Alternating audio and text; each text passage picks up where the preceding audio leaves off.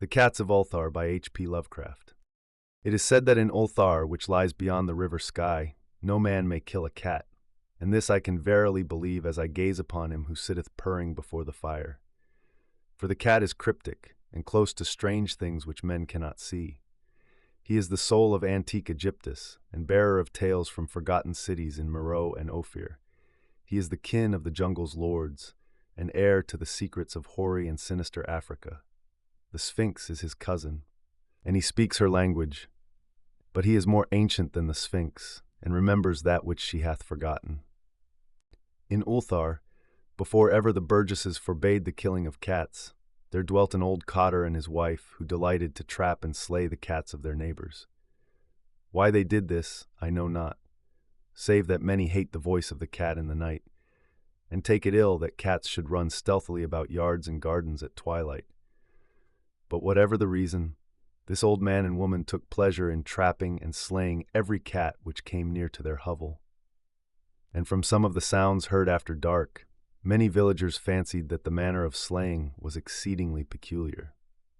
But the villagers did not discuss such things with the old man and his wife, because of the habitual expression on the withered faces of the two, and because their cottage was so small and so darkly hidden under spreading oaks at the back of a neglected yard.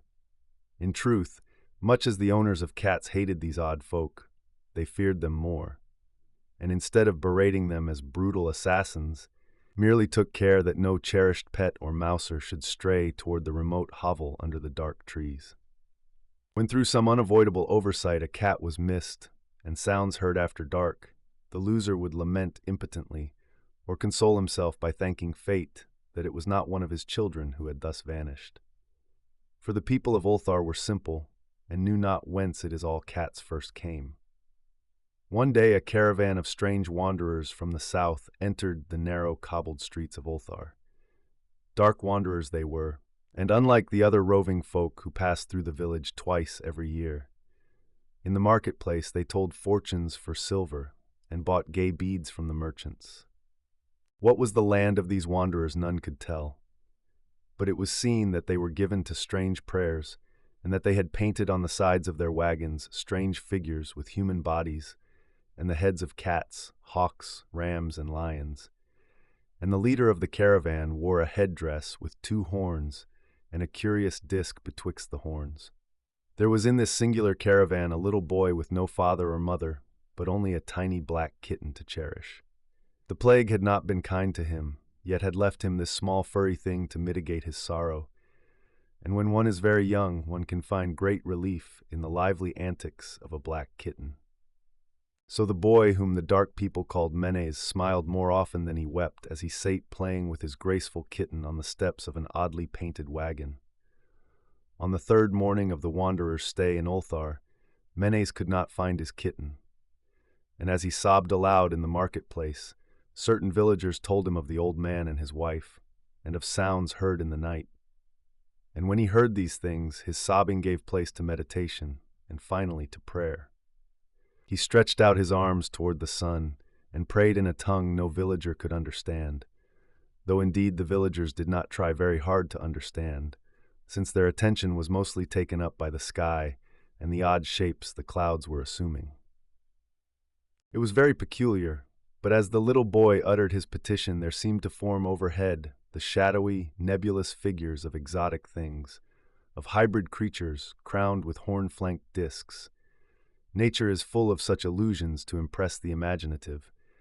That night the wanderers left Ulthar and were never seen again, and the householders were troubled when they noticed that in all the village there was not a cat to be found.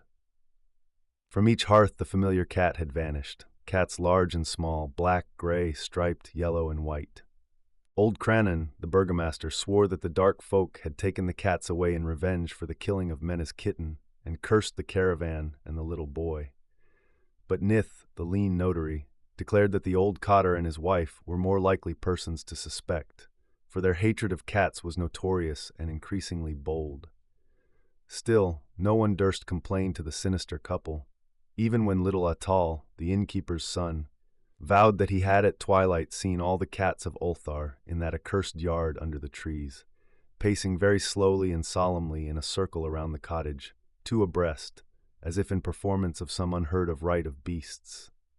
The villagers did not know how much to believe from so small a boy, and though they feared that the evil pair had charmed the cats to their death, they preferred not to chide the old cotter till they met him outside his dark and repellent yard.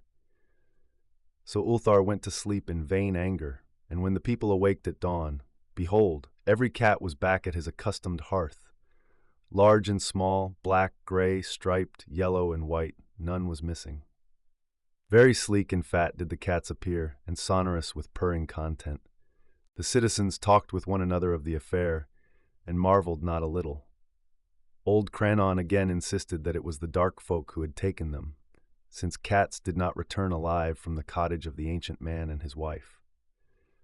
But all agreed on one thing, that the refusal of all the cats to eat their portions of meat or drink their saucers of milk was exceedingly curious. And for 2 whole days the sleek, lazy cats of Ulthar would touch no food, but only doze by the fire or in the sun. It was fully a week before the villagers noticed that no lights were appearing at dusk in the windows of the cottage under the trees.